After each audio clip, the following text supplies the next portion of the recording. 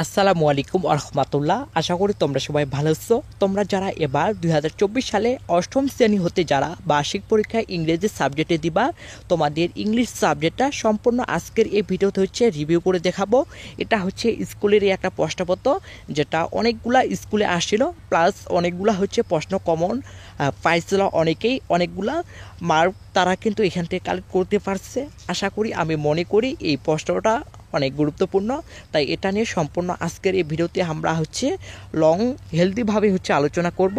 যারা এখনও আমাদের চ্যানেলটা সাবস্ক্রাইব করো নি, অবশ্যই রিকোয়েস্ট করব চ্যানেলটা সাবস্ক্রাইব করিও। তো চলো আমরা হচ্ছে এই তোমাদের অষ্টম শ্রেণীর যে ইংলিশ প্রশ্নপত্রটা, এটা সম্পূর্ণ হচ্ছে আমরা আলোচনা করি। তো তোমাদের টোটাল প্রথমে যেটা থাকবে হচ্ছে পার্ট এ। তোমরা জানো পার্ট এতে টোটাল হচ্ছে 35 মার্ক থাকবে। এইরকমভাবে part A, part B, part C total আমাদের মার্ক থাকতে হচ্ছে 100। তার মধ্যে পার্ট এতে মার্ক থাকবে হচ্ছে 35 মার্ক। চলো আমরা হচ্ছে এই রিডিং যে আমাদের পার্ট এর মার্কগুলো, এগুলো হচ্ছে আমরা আলোচনা করি। তো এখানে তোমাদের একটা স্টোরি দেওয়া রয়েছে, যেটা হচ্ছে তোমাদের বইয়ে দেওয়া রয়েছে, অর্থাৎ তোমরা এই বই থেকে এই স্টোরিটা পড়ছো। এর আলোকে আমাদের হচ্ছে এখানে 5টা অ্যান্সার করতে হবে।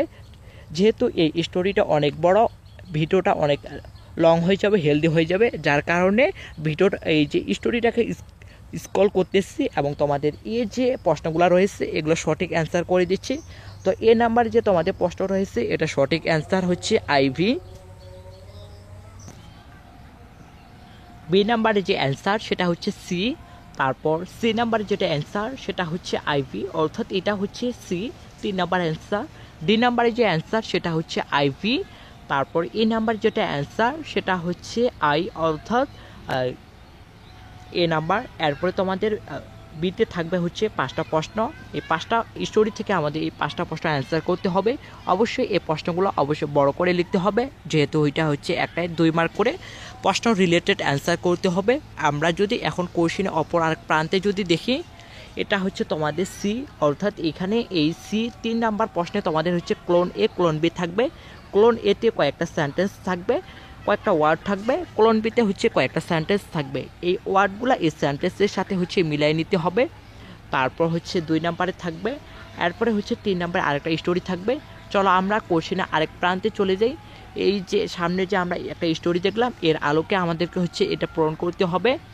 এরপর হচ্ছে তোমাদের পার্ট এ শেষ হয়ে গেল, এখন হচ্ছে পার্ট বি। এই পার্ট বিতে তোমাদের থাকবে হচ্ছে 30 মার্ক।